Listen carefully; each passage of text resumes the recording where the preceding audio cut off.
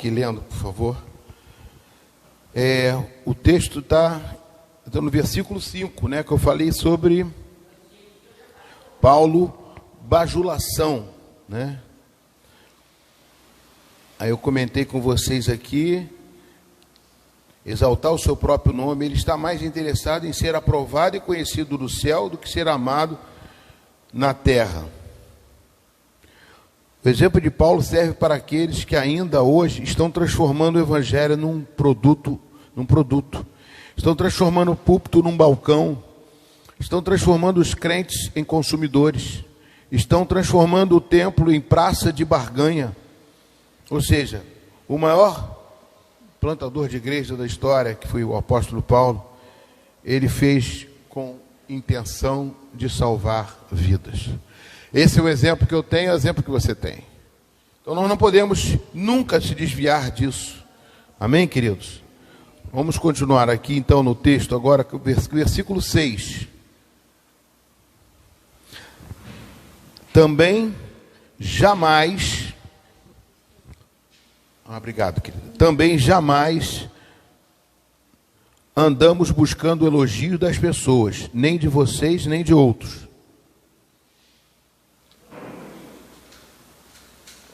Eu vou continuar aqui, versículo 7.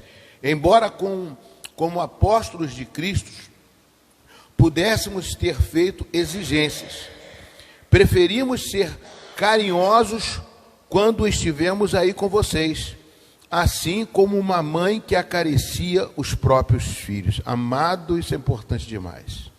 Olha só, embora sendo apóstolo, Paulo, né, ele podia fazer exigência por ser apóstolo. Versículo 6. Podia fazer exigência, ele sendo apóstolo, né, sendo um líder da igreja, ele podia fazer exigências às pessoas.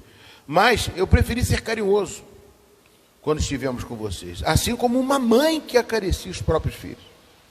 Eu vejo mãe e pai, né? É uma paternidade. A igreja, amados, como eu falei aqui antes, o pastor é a maior igreja nossa, é como um filho, ver um filho progredir, ver um filho crescer, ver um filho ser feliz. É isso que eu busco de vocês, né? Acompanhar vocês, para mim, e ver vocês, eu não posso esquecer de vocês, do rosto de vocês. Eu tenho que lembrá-los. Isso é um legado que eu tenho. Nenhum pastor que esteja aí fora pode ser o maior pregador do mundo para a sua vida, mas não vai ser como o seu pastor, que deva ser, não só eu, mas o pastor. Tem que ser uma pessoa que se preocupe com cada um de vocês. Quando dói em vocês, dói em mim também. Paulo está dizendo isso para a igreja. Eu tenho que ser como uma mãe que cuida de um filho. Amém, querido? Então, esta é a missão do pastor. O pastor não tem outra missão. O pastor veio aqui para representar Jesus. Então, Jesus deu a vida por vocês. E ele vai falar aqui sobre isso também.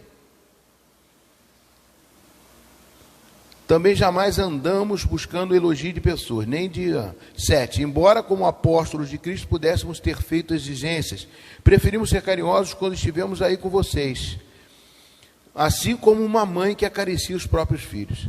Assim, com muito afeto, estávamos prontos a lhes oferecer não somente o Evangelho de Deus, mas até mesmo a própria vida, porque vocês se tornaram muito amados por nós. Meu Deus, é fácil não.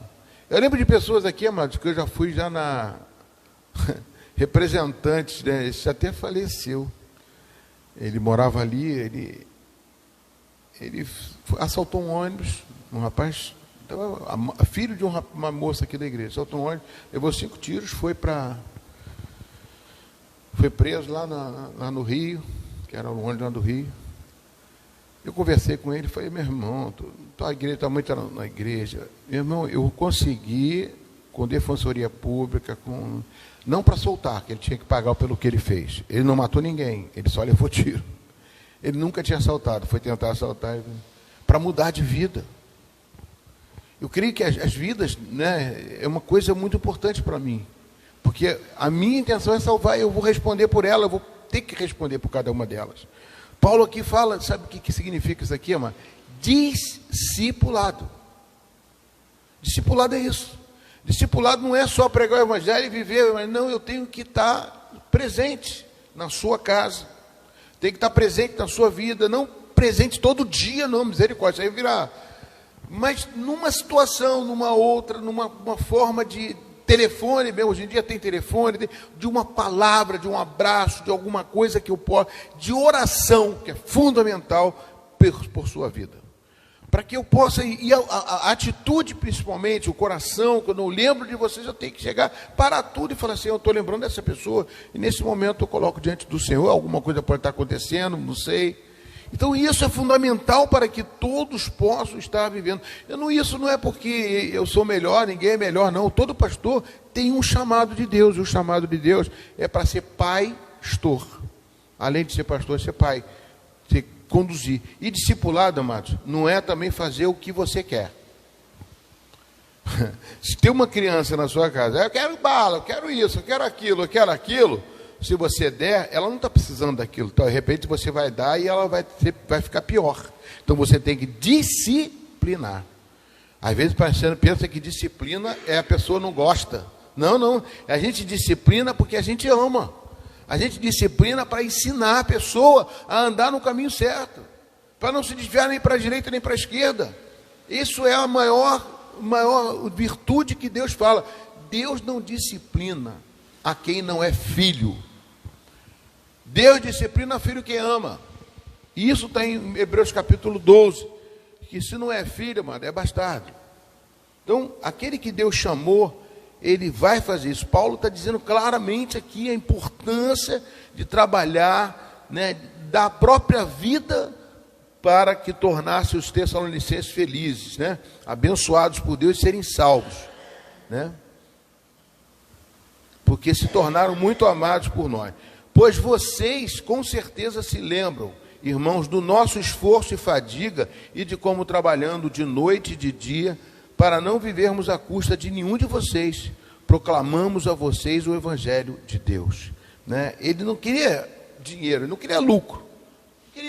O mais importante é vocês terem a quantia, mas há necessidade, sim, de manter a igreja, de manter uma...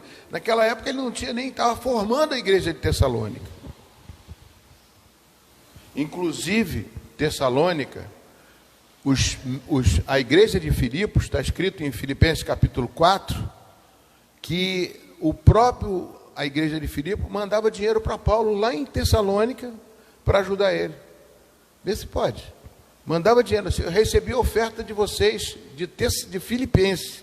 Lá quando eu estava em Tessalônica, vocês mandaram dinheiro para mim, para o meu sustento. Tremendo, né? Mas ele não vinha para ganhar dinheiro. Ele falava, eu não recebi isso porque é zelo de vocês, mas vale o crédito que estava no coração de vocês se preocupando comigo, diz Paulo. Pois vocês com certeza lembram, irmãos, do nosso esforço e fadiga. Versículo 10. Vocês e Deus são testemunhas de como nos portamos de maneira piedosa, justa e irrepreensível em relação a vocês, os que creem. Então, Paulo aqui está demonstrando, amados, que a igreja de Tessalônica é testemunha. Ana, acho que você tem um papel importante aqui, você é minha testemunha. Não só daqui, mas como eu não era pastor. Né? Eu não te chamei aqui não, não, né? Eu nem sabia, uma surpresa muito boa estar você aqui. Queria saber da sua mãe, como é que está sua mãe, seu pai, não tenho mais notícias, né? Mas depois a gente conversa. Que Deus abençoe você, Ana. Vocês e Deus são testemunhas. Versículo 11. E vocês sabem muito bem que tratamos cada um de vocês como um pai trata de seus filhos. Meu Deus. Isso que a gente fala de paternidade na igreja. O pastor tem que ser pai, tem que ser paterno. Preocupação de filhos. Isso não está assim só comigo não, tá, mas muitos pastores. Talvez até muito melhores do que eu. São melhores do que eu. Mas isso tem que estar dentro de nós, quando nós recebemos o chamado. Meu chamado foi uma coisa assim, que não foi uma, nem duas, nem três vezes. Não sei se a Ana estava na igreja no dia que fizeram a votação. Tinha votação num concílio. Tinha 100 pessoas no concílio para votar os seminaristas que iam começar a fazer seminário no Bennett. Não sei se a Ana estava lá. Eu sei que teve votação. Tinham 100 pessoas na igreja. Eu recebi 91 votos. Não recebi 100%. Não podia, né? Nem acreditaria. Mas recebi 91 votos para poder me firmar. Então, eu cresci dentro de um grupo de aprovação também. A plataforma minha também teve a aprovação da igreja para eu poder fazer seminário. E eu tive várias oportunidades, assim, de fazer o meu trabalho, nunca como pastor, mas sempre como evangelista, e trabalho na rua, né? Subia no caminhãozinho do Joel para pregar o evangelho. Não sei se você foi a vários lugares com o caminhãozinho do Joel para pregar o evangelho, né? A gente fazia ao ar livre. Então, nunca deixei de fazer alguma coisa. Então, o que a gente faz, amados, é plataforma, como criar a plataforma. Mas serviço de paternidade é um serviço muito importante de você abraçar as pessoas no sentido de quando está precisando. Eu já tenho uma certa idade agora, já tenho uma caminhada muito grande, já não sou como antes. Infelizmente, não tenho tanta disposição, muita... Versículo 11, e vocês sabem muito bem que tratamos cada um de vocês como pai dos seus filhos. Versículo 12, exortando, consolando e admoestando vocês a viverem de maneira digna de Deus, que os chama para o seu reino e sua glória. Exortando, o que é exortar? Eu gostava muito do pastor Arlindo falando isso. Ele falava exorto, exorto. Isso significa chamar para o caminho certo. Disciplinar para quê? Para tirar você, a ovelha que está desgarrada, colocá-la de novo no aprisco. Entendeu? Chamar para o caminho é isso. É fazer com que vocês entendam. Se vocês estão errados, vocês têm que voltar para o caminho. Consolar é um momento de tristeza, de dor, que pessoas passam na igreja, agora as pessoas têm que vir na igreja, né? As pessoas têm que ficar em casa, só por telefone ficar, não, tem que vir na igreja. Exortar, consolar. Eu tenho que consolar as pessoas. Quando você recebe uma consolação, não é muito melhor você estar perto da pessoa para consolar? Muito melhor, né? Então, consolar, agora o pastor tem que ir todo mundo pode vir à igreja. Nós temos um curso de discipulado começando terça-feira agora, as pessoas têm que estar aqui. Amém? Então, consolando e admoestando. Admoestar é também uma forma de você dizer, isso aqui é errado, isso aqui é certo. Admoesta. Estou admoestando, estou pregando a palavra de Deus, dizendo o que é certo e o que é errado. Continuando aqui, amados. Versículo 13. Temos mais uma razão para incessantemente dar graças a Deus. É que, ao receberem a palavra que de nós ouviram, que é de Deus, vocês a acolheram não como palavra humana, e sim como em verdade é a palavra de Deus, a qual está atuando eficazmente em vocês, os que creem. Então, amado, no final do outro versículo, ele falou que chama para vocês, eu tenho que chamar para vocês o reino de Deus e a sua glória. É fundamental isso, né? Que a gente possa estar falando, mas com a intenção sempre de vocês ver a glória de Deus, o poder de Deus. Eu não falo nunca, eu não sou um pastor que só ensino a palavra literal, eu creio no poder de Deus, creio nos dons do Espírito Santo, creio na ação do Espírito Santo, creio que Deus está curando agora uma pessoa que está ouvindo ali. Eu recebo em nome de Jesus, toca, e essa pessoa será curada. Eu tenho certeza que se ela ouvir a palavra, ela vai ser curada. Eu tenho certeza que as coisas de Deus são sobrenaturais. Então não é só eu falando que a minha palavra, ela consiste... Não, a palavra de Deus por dentro, entremeada, ela é uma espada de 2 gumes para fazer diferença na vida de qualquer pessoa. O poder da cura, o poder do milagre de Deus. Ah, Senhor, como eu orei para que essa tempestade aí não acontecesse, né? Eu orei, né? Algumas coisas eu até fiquei... Ontem quase que eu fui à praia, tem a sol lá em Itaipu, quase fui à praia com meu neto, eu botei, até a sunga está dentro do meu carro aqui agora, que fez sol. Falei, meu Deus, será que eu orei demais? Todo mundo orou e as coisas não chegaram até aqui. Falei, meu Deus, veio o sol, sério mesmo, eu vi quase, eu pensei, não posso mentir, Está ali dentro do meu carro, ali, a bolsinha com a sunga ali, está ali dentro. Porque meu neto, ele fica preso dentro de casa, ele fica agitado. Então, eu levei ele no shopping, né? Mas eu pensei em levar para a praia, entendeu? Levei no shopping, eu pensei em levar ele para a praia para poder... Porque a praia, ele gosta muito de água e ali ele consegue se interagir muito bem. Eu brinco com ele, é uma coisa muito gostosa de estar na praia. Mas a chuva não veio. Mas eu creio no sobrenatural de Deus. Já subi monte várias vezes, já vi coisas acontecerem, não só no monte, mas aqui dentro da igreja, curas, milagres, quantas coisas. Essa situação da mãe da Helena, que estava para amputar a perna, que hoje está aí andando e, graças a Deus, recuperando, né? Deram o diagnóstico, iam amputar a perna dela.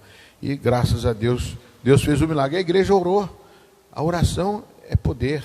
Então, eu creio no sobrenatural e creio na glória de Deus, porque Deus dá ferramentas, mano. Quando eu cheguei lá, na época que eu estava cuidando do Paulo, lá vendo o Paulo lá no hospital, quando uma pessoa me fez um favor de carregar meu celular, que meu celular descarregou todo, eu falei, meu Deus, eu preciso comunicar com as pessoas. E eu estava esperando um médico. Eu cheguei para a pessoa e falei assim, eu vou te pedir uma coisa que não está dentro do teu trabalho, é um hospital público. Eu quero um carregador de celular, só para eu me comunicar com as pessoas. A pessoa foi tão atenciosa e me deu o carregador. E na hora que ela me entregou o celular, veio uma palavra no meu coração. Eu falei assim, o favor que você fez para mim, Deus vai te retribuir com muitos favores. Recebe essa palavra. E ela ficou impressionada, ficou toda... Recebe essa palavra de Deus, porque o galardão de profeta, o galardão do homem de Deus, eu creio que Deus vai fazer na sua vida. Eu não tenho dúvida que Deus fez alguma coisa. Não tenho. Pastor, você não quer ir lá ver, não? Não, não quero não. Você não fez? Não fez. A glória não é minha, é do Senhor. Amém, querido? A glória é de Deus. Mas essa glória é fundamental para que nós possamos viver nesse mundo. O sobrenatural de Deus está dentro de você, porque que dentro de você não está o seu espírito, está o Espírito de Deus. Você nasceu de novo da água e do Espírito. Então, Deus está em você. O Espírito de Deus está em você. Então, nós temos que crer. E temos que abrir a boca e falar. Ligar na terra o que vai ligar no céu. Amém, queridos? Temos mais de uma razão para incessantemente dar graças a Deus. Versículo 13.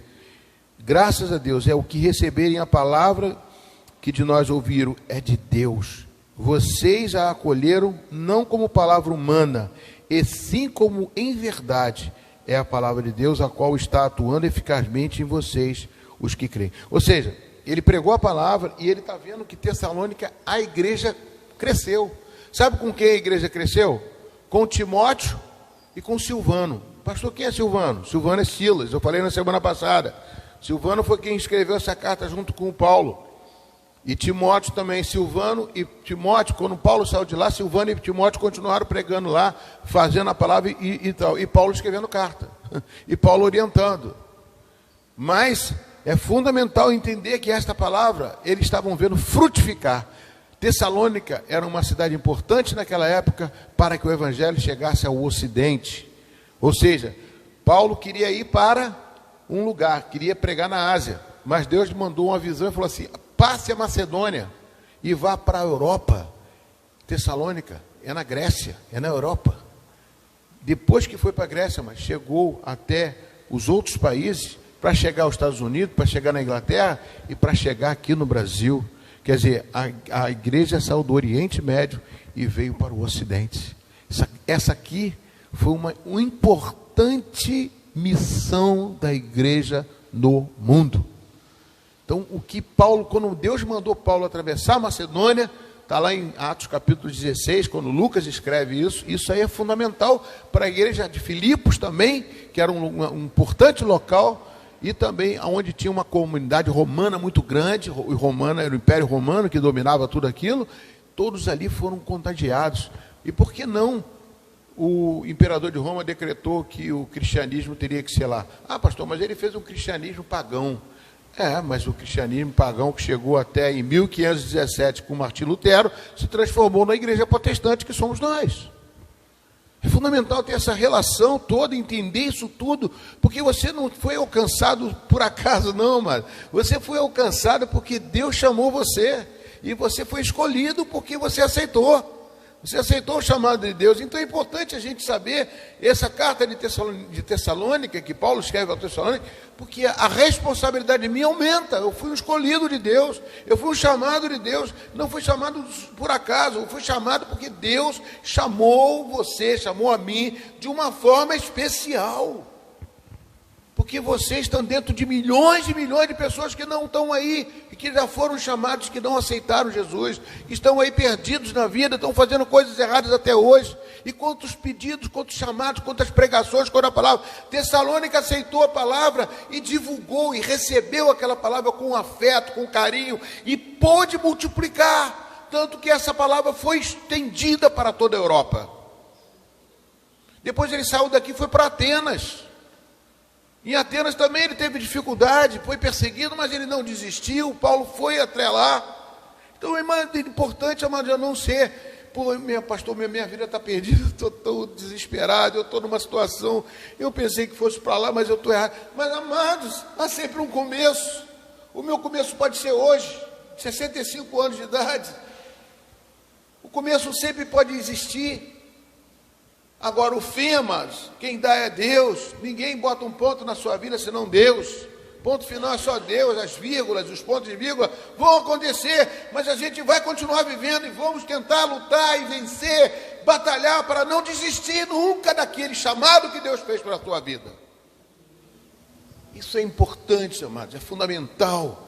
Essa glória de Deus que está aqui, está aqui, eu sinto. Tem anjos aqui, amados. Tem poder de Deus aqui, tem glória de Deus aqui, tem força de Deus aqui para a sua vida. João Hélio falava, me dá 100 homens que eu vou ganhar o mundo, me dá 100 homens que odeiam o pecado, que eu vou ganhar o mundo. Pessoas sinceras, pessoas que querem dar o coração para a obra de Deus, que não têm interesses mesquinhos, interesses de sucesso, interesses de divulgar a si próprio, interesses de... Não, é interesse do conjunto. Eu estou numa equipe, eu quero uma equipe de discípulos que façam a mesma coisa, que possam servir a Deus e não servir ao homem. Quando eu falo servir o homem, não estou falando que você não vai aceitar palavras de autoridade, não, pelo contrário, Jesus falava a César o que é de César, aceitava a autoridade de César, porque ele estava na terra. Mas nós temos que ter noção desse chamado que você tem, amado. Não é à toa que você aceitou Jesus, só que não é só para ficar vindo à igreja, tem mais coisas. Tem pessoas perto de você que estão indo para o inferno. O apóstolo Paulo sofreu tanto para poder esse evangelho chegar até você. Jesus Cristo morreu por causa de você, e tantos outros morreram para que esse evangelho permanecesse na terra. E o que nós vamos fazer, amados? Qual é o propósito? Não, eu vou na igreja dia tal, eu faço isso, eu boto meu ponto, eu vou louvar, eu vou cantar, e vou fazer isso, vou fazer... Não, amados, não é só isso. Deus está procurando discípulos. Naquela época aqui eu não vejo um ministério de louvor aqui dentro dessa Bíblia aqui. Já viu algum ministério de louvor aqui dentro dessa Bíblia? Ah, não, vi cantor, Davi cantava lá do passado. Cantava, não estou dizendo que era ruim, não, é ótimo louvar a Deus, eu amo louvar a Deus, mas não é só louvar a Deus, não é só pregar o evangelho aqui em cima. Tem que fazer lá fora, tem que discipular as vidas lá fora. Hoje, eu já fiz muito disso, eu tenho um legado, eu tenho uma plataforma, já fiz muito disso. A Ana está aqui, a Ana me perdoa, eu estou dizendo você, não sei, eu não chamava você. Ela me conheceu, o pai dela, a mãe dela, o Jacaré me conheceu. O Jacaré é um lugar que hoje em dia está bem perigoso. Já estive lá também, no meio de armas e tudo. Mas eu estou lá para pregar o evangelho, sempre tive. Enquanto Deus me der saúde, eu quero ver esse evangelho sendo pregado e quero ver vidas que possam fazer a mesma coisa de forma responsável. A igreja é um lugar sério. Não foi eu que criei essa igreja, foi Deus que abriu essa porta.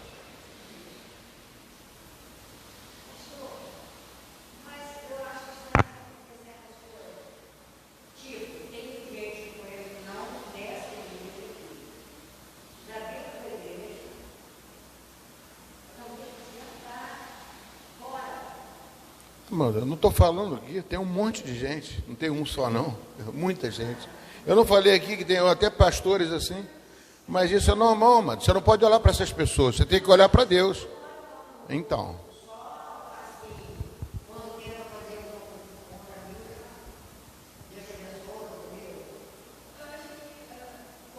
Isso vai acontecer não só uma nem duas.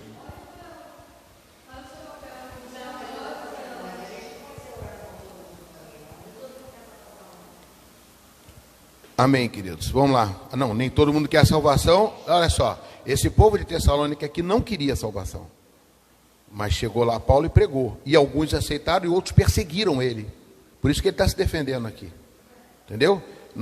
Nosso dever, chegaram para mim e falaram assim, você vai pregar o evangelho para aquela pessoa alcoólatra? Eu falei, vou. Por quê?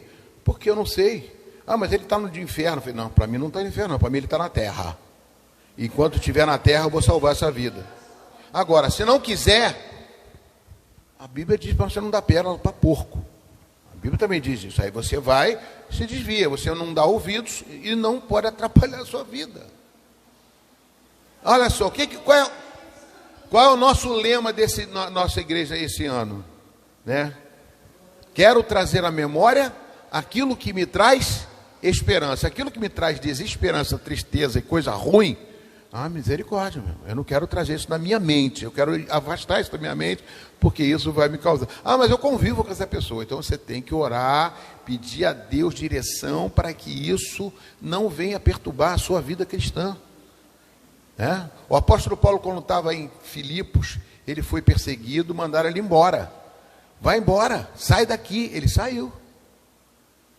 Ele não continuou lá, mas deixou um monte de cristão lá. E o pessoal continuou pregando o evangelho. Tessalônica, mandaram ele embora. Ele saiu e foi para Atenas. Ou seja, mas deixou Timóteo e Silvano, que é o Silas, que era o companheiro dele, Paulo e Silas. Deixou Silas lá. E a igreja cresceu. Eu não importa as coisas, se eu não estou pregando e a pessoa não está ouvindo, outro vai pregar. Não há quem não pregue. Vai ter outros pregadores, tem muita gente para pregar. Amém, querida Elisete? Vamos lá, pessoal. 15. Os quais não somente mataram o Senhor Jesus e os profetas. 14, né? Tanto é assim, irmãos, que vocês se tornaram imitadores das igrejas de Deus, que se encontraram na Judéia e que estão em Cristo Jesus, porque também vocês sofreram da parte de seus patrícios as mesmas coisas que eles, por sua vez, sofreram dos judeus. Ou seja, ele está dizendo que a igreja de Tessalônica, que continuou lá em Tessalônica, mesmo com a ausência de Paulo, eles foram perseguidos.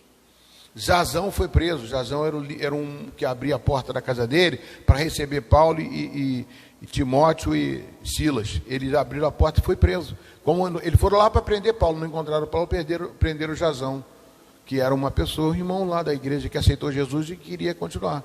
E começou a perseguição, não por causa de Paulo, mas por causa do evangelho que estava lá. Onde tem evangelho vai ter perseguição. Até no Brasil vai ter. Não pensa que não vai ter, não. Aí a gente vai ver quem são os escolhidos verdadeiros. Aí você vai ver, tá entendendo, Elisete? Os escolhidos vai estar aí. 15. Os quais não somente mataram o Senhor Jesus e os profetas, como também nos perseguiram. Olha só, Elisete. Nos perseguiram, não agradam a Deus e são adversários de todos, a ponto de os impedir de falar aos gentios para que estes sejam salvos, a fim de encherem sempre a medida de seus pecados. A ira, porém, caiu sobre eles definitivamente. Olha só, entendeu? A ira vai vir, mas a Bíblia diz o quê? Romanos. A vingança é do Senhor. Deus é que nos protege. E Paulo sabia disso porque Paulo perseguiu a igreja. E quem interviu a igreja? Jesus derrubou ele do cavalo para ele poder se converter. Então Deus tem os seus propósitos. Em cada vida que está aqui na terra, ele tem um propósito. Agora nós temos que fazer só a nossa parte, né? Ele diz, vai lá e prega a paz. Se essa casa não receber a paz, sacode a poeira dos seus pés e a paz voltará contigo. Você é um homem de paz, você vai levar a paz. Se a pessoa não quer, essa volta contigo. Lucas capítulo 10 fala sobre isso. E nós, irmãos, estando separados de vocês, por breve tempo, ficando longe dos olhos, mas perto do coração, com muito mais empenho e com grande desejo procuramos ir vê-los pessoalmente. Ou seja, Paulo estava longe dele, mas estava escrevendo a carta dizendo, elogiando eles, falando da preocupação que eles têm, que Paulo foi para lá, cuidado com as pessoas que interferem, que vão contaminar vocês, dizendo que eu sou isso, que eu sou aquilo, cuidado. Ele advertiu primeiro nessa carta, desse capítulo 2, ele adverte as pessoas, vão falar um monte de besteira aí, mas eu sou uma pessoa que vim assim, vim lá de Filipe, apanhei muito, sofri muito, mas vim pregar o evangelho, vim aqui com interesse próprio, não tem lucro, não sou aqueles que vêm blasfemando, difamando, não sou aquele também que venho enganar, né, como ele falou aqui, bajulador, não vim bajular é aquele que quando vem passar a mão na tua cabeça, fala um monte de besteirinha, um monte de coisinha para tentar conquistar você, não conquistar você para Jesus. Então é muito cuidado com isso. Em todo lugar acontece isso, amados. E hoje nós temos internet, o chamado, vem para cá que você vai ser feliz. E muitas coisas acontecem. E aqui continuando, amados, a ira, porém, caiu sobre eles definitivamente. E nós, irmãos, estando separados de vocês, e por breve tempo, ficando longe dos olhos, mas perto do coração, com muito mais empenho, e com grande desejo, eu quero ir vê-los pessoalmente. Então, Paulo queria ir lá. Por isso, quisemos ir até vocês, pelo menos eu, Paulo, por meio de uma vez. Porém, Satanás nos barrou o caminho. Meu Deus. Satanás barrou o caminho. Deixa eu falar um pouquinho sobre isso. Se Satanás barrou Paulo, pode barrar qualquer um de nós, né? Tem gente que diz, não, Satanás está debaixo do meu pé. E não, eu falo isso, mas ele tem poder para barrar. Se ele barrou Paulo, que é um homem de Deus. Sabe o que significa essa palavra barrou? É bloqueio, bloqueou. Já viu quando a polícia quer subir o morro, tem aqueles bloqueios? É bloqueado. Satanás bloqueia. Como que ele bloqueia? Ele bloqueia de várias formas. Bloqueia através de política, juiz, bloqueia através de impedir juridicamente uma pessoa de entrar, de tantas influências, de tantas situações. Isso é bloqueio. É um bloqueio. Paulo recebeu um bloqueio. Satanás pegou uma pessoa, pegou um juiz, pegou um governador, ou então, de uma forma violenta mesmo, uma gangue, uma pessoa. Entendeu? Tem vários tipos de bloqueio. Não vou aqui citar todos, que eu nem sei qual foi o bloqueio, mas barrou ele no caminho. Ele não culpou a pessoa, ele culpou Satanás. Satanás barrou o caminho aqui, usando pessoas. Para a vida da gente, amado, para ser bloqueada a nossa vida, o Satanás não vai apresentar-se diante de você com chifre. Não, ele pode botar uma mulher, pode botar um homem, pode botar para barrar a sua vida, para bloquear o seu crescimento espiritual. Namorada, pode bloquear. Ele bloqueia. Meu irmão, eu te amo mais. Você lembra de Ana? Ana, você não. Ana da Bíblia. Quem que tinha Ana? Quem bloqueava Ana? O marido dela. Pastor, o marido dela amava ela, fazia sacrifício 2 vezes maior do que fazia para Penina. Mas o que ele falou? Eu não sou melhor do que 10 filhos. Bloqueio.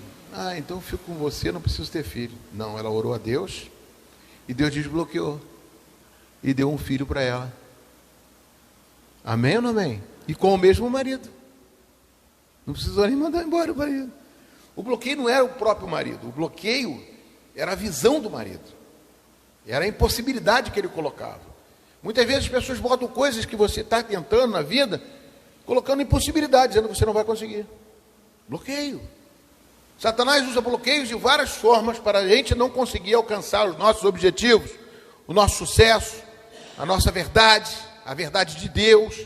Ele cria bloqueios. Então ele botou ali, o marido ali ficava ali, você não, eu sou melhor que 10 filhos, Ana. Por que você está chorando? Tu vive triste. E ela foi lá diante de Deus e falou assim, se tu me deres um filho varão, eu o darei por todos os dias da minha vida. Serviu. Eu não quero para mim não, eu quero para o Senhor. Eu dou primeiro para o Senhor. Depois ela teve mais 5 filhos, que era dela. Amém, queridos? Tremendo isso, mano. Está lá em 1 Samuel, capítulo 1. Tremendo. O bloqueio vem de várias formas, dentro da família, dentro do marido, dentro da esposa. Às vezes você está bloqueado e não sabe. Tem que desbloquear, amados. Satanás barra o caminho não parecendo de chifrinho, nem com tridente, não. Ele aparece através de uma palavra, através de uma conversa, através de tantas situações. Ele quer bloquear o teu caminho. Se bloqueou a Paulo, pastor, a minha não bloqueia não, que eu sou o super-homem, não, super crente, nem nada. Eu não sou super crente, não. Deve ter barrado meu caminho várias vezes. O próprio Daniel foi barrado uma vez, para receber uma visão de Deus, teve que jejuar 21 dias. Aí o príncipe da Pérsia estava bloqueando o caminho. Aí o Senhor mandou o quê? Um anjo, Gabriel, anjo arcanjo Miguel, e desbloqueou o caminho, para vir a revelação até ele. Jejum, oração, tudo isso desbloqueia. Amém, queridos? Isso é fundamental para a vida do cristão. Continuando, pai, tem Daniel capítulo 10. Livro de Daniel capítulo 10. Agora versículo 17, 18, por isso nos barrou o caminho Satanás. 19. Pois quem é a nossa esperança ou alegria? Ou a coroa em que nos gloriamos na presença de nosso Senhor Jesus em sua vinda? Carambola. Coroa, eu vou parar aqui. Que coroa é essa, amados? Essa coroa, existe dois tipos de coroa no grego, tradução grega. Essa aqui chama-se Stéfanos. Stéfanos significa coroa, aquela coroa daquela pessoa que ganha medalha de bronze, medalha de ouro, que se esforça um ano todo para poder lutar, para ir para a Olimpíada, para ganhar uma medalha. Antigamente tinha muito disso, né? Então ele faz essa referência para a gente entender. Agora aqui a outra coroa é diadema, o nome da coroa no grego. Sabe o que significa? É a coroa do rei. É aquele que recebe, né? Ele é filho do rei, você é o príncipe, toma a coroa do rei, você é um coroa, você é o rei. Mas essa Stéfano, ela conquistada, lutada, batalhada, sofrendo, passando por bloqueios, por dificuldades. Esta é a coroa que vocês, tessalonicenses, merecem. Porque vocês não vê tempo chuvoso, não vê tempo nebuloso, não vê tempestade, não vê nada. Vocês olham para o Senhor para receber essa palavra ao vivo na tua vida. Não existe impedimentos. É isso que Deus faz, amados. Essa é a coroa que Deus quer dar para aqueles que lutam, que batalham. O reino de Deus é conquistado com o quê? Com esforço, com força. Foi isso que João Batista disse. Amém ou não amém? Continuando, amados. Gloriamos na presença do nosso Senhor Jesus Cristo e sua vinda. Não é verdade que são vocês? Sim, vocês são realmente a nossa glória e a nossa alegria. Paulo tinha tanta certeza daquela igreja que estava sendo formada ali, que ia dar frutos. Igreja que não dá frutos é uma misericórdia. Tem que dar frutos. Igreja tem que ter gente salva, milagres acontecendo, coisas acontecendo e salvando vidas. Igreja que não dá fruto não é igreja. É um espinheiro, não é uma árvore que dá frutos. Então o que acontece aqui? Esse aqui, ele está dizendo que essa igreja ia dar muitos frutos, e deu. Foi uma igreja do Ocidente, uma igreja na Europa, um lugar difícil. Sabe por quê, amado? Quando ele chegou em Atenas, você vai ver lá que ele chegou lá e ele falou assim, ele se revoltava com a idolatria da Grécia. Porque tinha Deus para tudo quanto é lado, Deus dos Olimpos, Deus não sei de onde, Deus não sei de que, Deus não sei de que. Tinha um aerópago com muitos deuses. Paulo ficava desesperado. Eu me revoltei com isso. Aí o pessoal chegou, ele começou a pregar sobre Jesus e a ressurreição. O pessoal começou a chamar de tagarela. Esse tagarela é o caçoaro dele. Eu estava lá e tudo. Não estava não. Mas em espírito eu chego lá. É igual um filmezinho que eu vi antigamente. Eu entrava dentro da Bíblia e vou até lá. Chamava de tagarela, chamava disso, chamava daquilo, ele ficava lá. Aí eles chegaram, vamos fazer o seguinte, bota esse tagarela lá no aerópago. Era um lugar onde tinha tipo uma plataformazinha, tipo um palanquezinho lá, com muitos deuses, um altar. Tinha todos os deuses da cidade lá da Grécia. Cada deus que tinha um lápis. Paulo subiu lá em cima, olhou lá em cima e falou assim, oi? Amém. Aí o que aconteceu lá? Tinha um altar escrito ao Deus desconhecido. Isso é a Bíblia, é Atos, capítulo 19, se não me engano, 19 ou 20. Ao Deus, deixa eu abrir aqui para vocês. Atos capítulo 20. Não estou falando da minha cabeça só não, estou falando da Bíblia.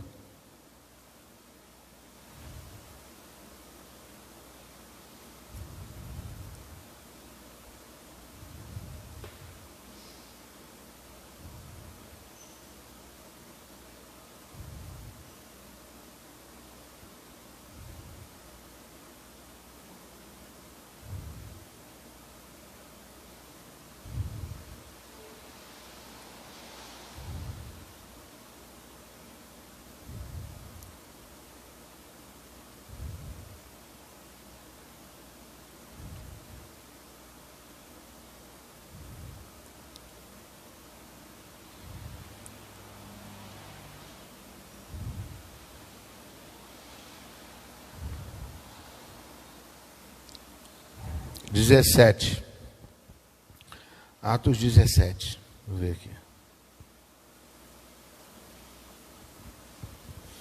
Versículo 16. Enquanto Paulo esperava em Atenas, o seu espírito se revoltava em face à idolatria dominante da cidade. Por isso, falava na sinagoga com os judeus e os gentios piedosos. Também na praça, todos os dias, com os que encontravam ali. E alguns dos filósofos, epicureus e estoicos, discutiam com ele, havendo quem perguntasse: que quer dizer esse tagarela? Outros diziam: parece pregador de deuses estranhos.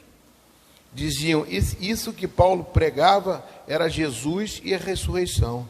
Então pegaram Paulo consigo e levaram ele para o Areópago, dizendo: podemos saber que nova doutrina é essa que você ensina? Pois nos traz aos ouvidos coisas estranhas e queremos saber o que vem a ser isso. Acontece que todos os de Atenas e os estrangeiros residentes não se ocupavam com outra coisa senão dizer e ouvir as últimas novidades. Então Paulo, levantando-se no meio do Areópago, disse: senhores atenienses, eu percebo que em tudo vocês são religiosos, porque andando pela cidade e observando os objetos de culto que vocês têm, eu encontrei também um altar no qual aparece o seguinte inscrição: ao Deus desconhecido, pois esse que vocês adoram sem conhecer é precisamente aquele que eu lhes anuncio. Aleluia? Eu não vou ler o resto aqui, vai ficar muito grande. Ele estava falando de Jesus. Ele aproveitou um altar lá que ele falou: não conheço esse Deus. Eu falei: esse aqui que eu vou falar. Você não conhece esse aqui não? Esse Deus aqui é o que eu quero vir pregar. É o Jesus Cristo que morreu e ressuscitou. Tremendo, né? E o Areopagita, o que era responsável pelo aquele palanque, para aquele altar, aqueles altares, ele se converteu e aceitou Jesus. É tremendo, amado, o que Deus faz. É tremendo. Mas uma coisa é certa, amado: as perseguições, as lutas, as dificuldades, elas vão estar permeando.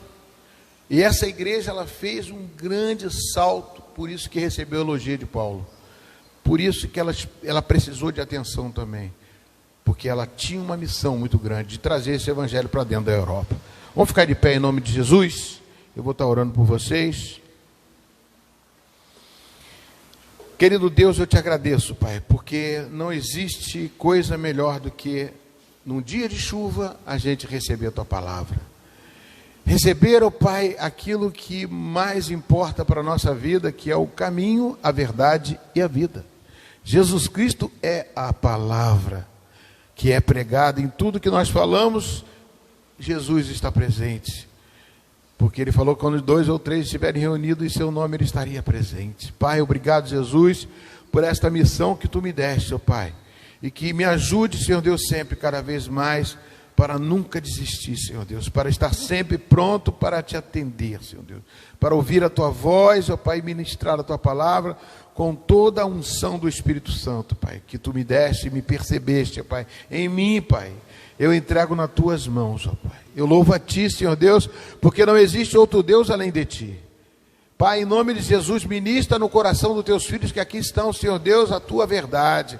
Coloca no coração deles a vontade de viver e lutar. E nunca desistir, porque existe um Deus verdadeiro que ainda está, Senhor Deus, ministrando aqui na terra. Existe um Deus aqui na terra ainda que diz, buscai o Deus enquanto se pode achar, Pai. E Ele está aqui presente, ministrando na vida de cada um de nós, ó Pai, para que nós possamos ser sempre, ó Pai, aquele obreiro que venha a ser aprovado, Pai, e que nunca tenha que se envergonhar da palavra de verdade, e que devemos buscar cada vez mais o conhecimento da verdade, porque essa verdade, ó Pai, quando praticamos ela, ela nos liberta, Pai. Faz, ó Pai, com que nós possamos sentir a Tua presença. Faz, Senhor Deus, com que nós possamos, ó Pai, buscar mais a Ti, Senhor Deus. Eu te entrego nas Tuas mãos os Teus filhos. Visita a casa, visita, Senhor Deus, cada situação. Visita, Senhor Deus, cada problema, Pai. Visita, Senhor Deus, cada bloqueios, Pai. Bloqueios que Satanás tenta botar para que a pessoa não possa te servir integralmente de forma verdadeira, Pai. Em nome de Jesus, que sejamos humildes, ó Pai, em reconhecer, ó Pai, que Tu és um Deus maravilhoso e que nós devemos Te servir, Pai. Se não servirmos ao Senhor, vamos servir para quê, Senhor Deus? Só o Senhor mandou o Seu Filho unigênito para morrer no nosso lugar, e é por isso que estamos aqui, Senhor Deus, para Te adorar, para Te buscar, para entregar a Ti, Senhor Deus, toda a verdade, tudo aquilo que é necessário, Senhor Deus, para viver para Ti, Pai, para sermos felizes nessa terra, para criarmos uma plataforma de vida, Pai, que vai honrar o Teu nome, Pai. Não queremos agradar pessoas, queremos agradar ao Senhor, Pai. Se agradamos a Ti, Senhor Deus, eu tenho certeza, Pai, que as pessoas que Te ouvem e Te creem em Ti, serão abençoadas, ó Pai. É por isso que coloco diante do Senhor, Pai, a minha vida, Pai, o meu ministério. Coloco a Igreja Metodista da Ipuaçu nas Tuas mãos, ó Pai, para que onde estejam, Senhor Deus, eles, que o Senhor possa agora, Senhor, estender as Suas mãos, ó Pai. Ó Senhor Deus, exortá-los, admoestá-los, ó Pai, e consolá-los também, Pai. Como disse essa palavra de hoje, ó Pai, aonde estiver um obreiro Seu, uma pessoa, Senhor, que nesse momento receba um anjo, de uma forma, Pai, de exortação, de amor, de alegria, de disciplina, de verdades. Todos, ó Pai, recebam uma mensagem do Senhor, para a glória do Teu nome, porque sem Ti não somos nada, e não devemos viver evangelho sozinho, devemos estar numa equipe, Pai, formada como a igreja que o Senhor fez através de Jesus Cristo. O Senhor criou a igreja, Pai, por isso nós estamos aqui, Senhor Deus, para Te servir, em nome de Jesus. Estamos aqui, a minha oração, pois Tu és, Senhor, fonte de águas vivas que há em mim. És a minha esperança, eu descanso em Ti. Posso confiar que a vitória está por vir. Seguro estou em Ti, Tu és um Deus de amor. Não temerei o mal, Tu és o grande eu sou. Eu ergo minha voz, preciso receber a Tua palavra, Deus, que me fará vencer. Amém, Jesus, louvado seja o nome. Vamos trazer, se você trouxe o dízimo e oferta, a casa do Senhor, colocar ele no gasofilaço, em nome de Jesus. Entrego a Ti a minha oração, pois Tu és, Senhor, fonte de águas vivas que há em mim. Minha esperança, eu descanso em Ti. Posso confiar que a vitória está por vir. Seguro estou em ti, tu és um Deus de amor. Não temerei o mal, tu és o grande eu sou. Eu ergo minhas mãos, preciso receber a tua palavra, ó Deus, que me fará vencer. Amém, Jesus. Senhor, obrigado, Jesus, pelos dízimos, as ofertas que são lançadas, que ainda serão lançadas, estão sendo lançadas, para a glória do teu nome. Pai, abençoa os teus filhos, abençoa as tuas filhas, abençoa a vida financeira da tua igreja. Faça, Senhor Deus, que sempre venha prosperar. Eu entrego nas tuas mãos. Também quero entregar os pedidos de oração, Pai, que a tua glória se manifeste em cada pedido, Pai. Em nome de Jesus Cristo, Pai, que a tua glória seja poderosa, seja forte, Senhor Deus, de tal forma que rompe as barreiras, quebre-se os grilhões, ó Senhor Deus, e que a glória do Senhor se manifeste em cada vida e cada pedido de oração. Entrego a vida daqueles, mais uma vez, que aqui estão, Senhor Deus, para a honra e glória do teu nome. E que a graça do nosso Senhor e Salvador Jesus Cristo, o amor de Deus nosso Pai, e a plena e total comunhão do Espírito Santo de Deus, seja contigo hoje, seja contigo amanhã, seja contigo todos os dias da sua vida. Vão em paz, e que o Senhor muito vos